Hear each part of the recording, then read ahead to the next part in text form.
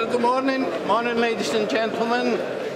Thank you very much for coming along here to the Shetland Classic Motor Show. This is our 14th event, and it's absolutely great to see so many Kent faces here, so a very warm welcome back to you.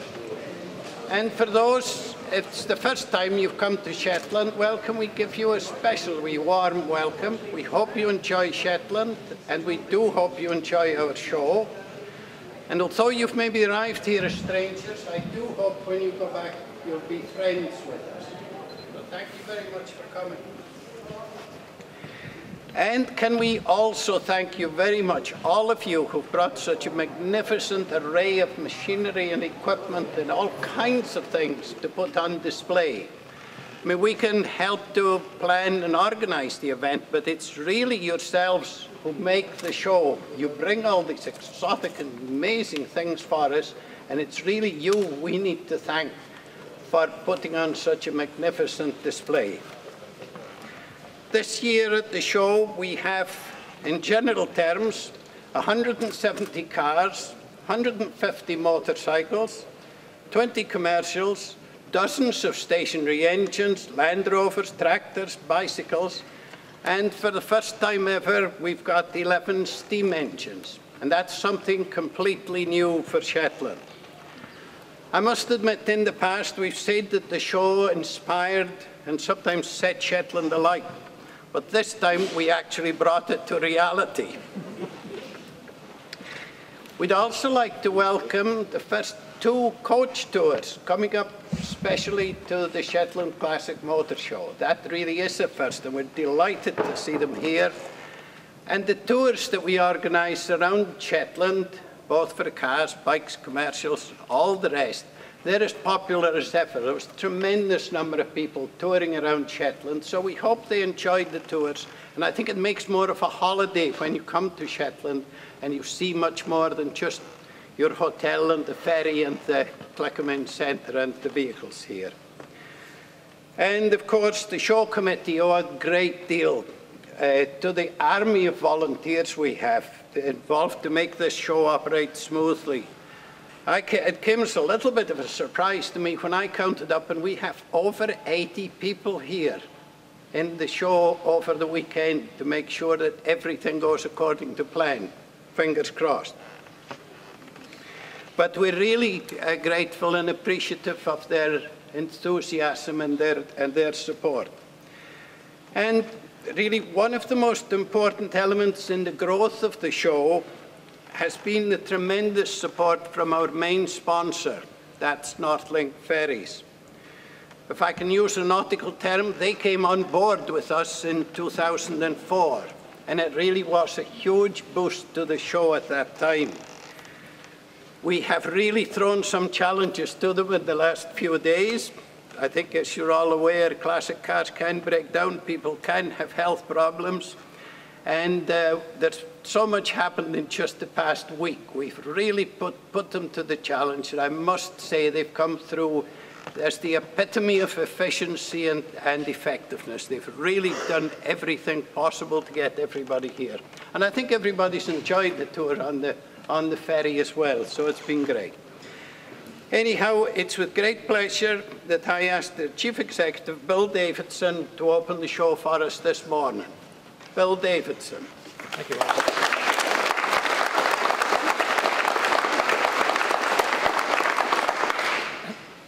Good morning, all. It's a great pleasure for me to be invited to come along today to open the show. I feel particularly honoured. The Classic Car Show is something that I've enjoyed visiting over the years and that we've enjoyed supporting. And it really is an honour for me to be given the great honour of opening the show. As Maurice has indicated, it has grown over the years, and the challenges the show has thrown at us have continued to grow. 4 years ago, we had a visit from some veteran car owners. There was a group of 24 who spent 10 days touring Orkney and Shetland, doing 250 miles in those 10 days.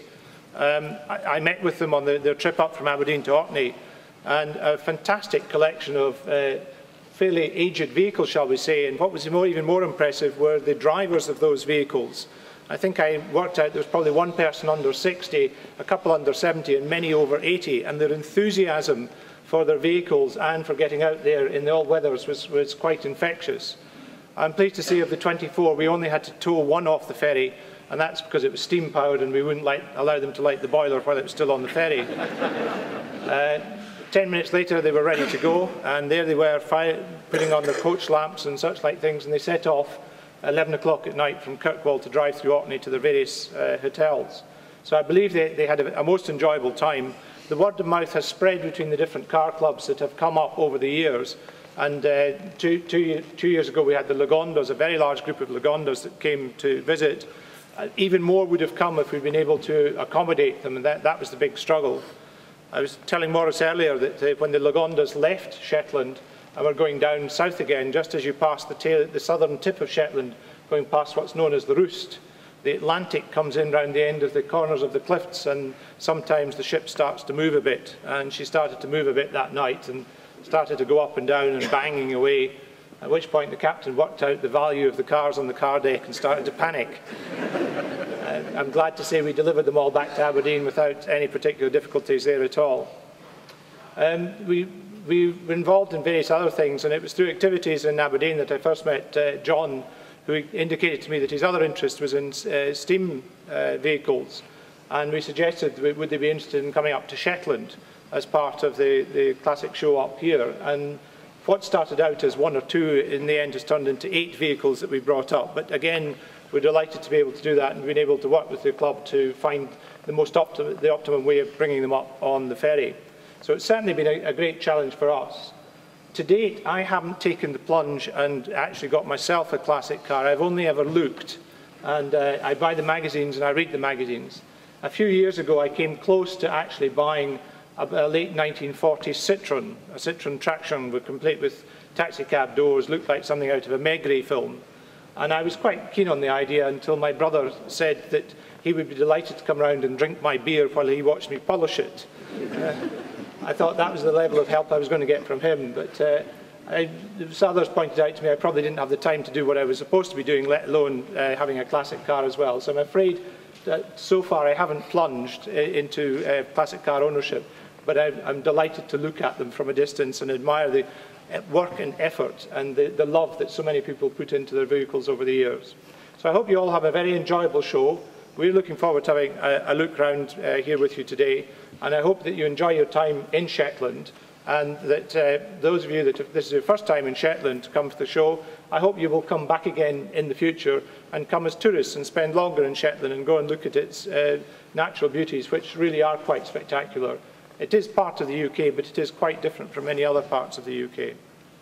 But thank you very much for that. So it now gives me great pleasure to declare the show open.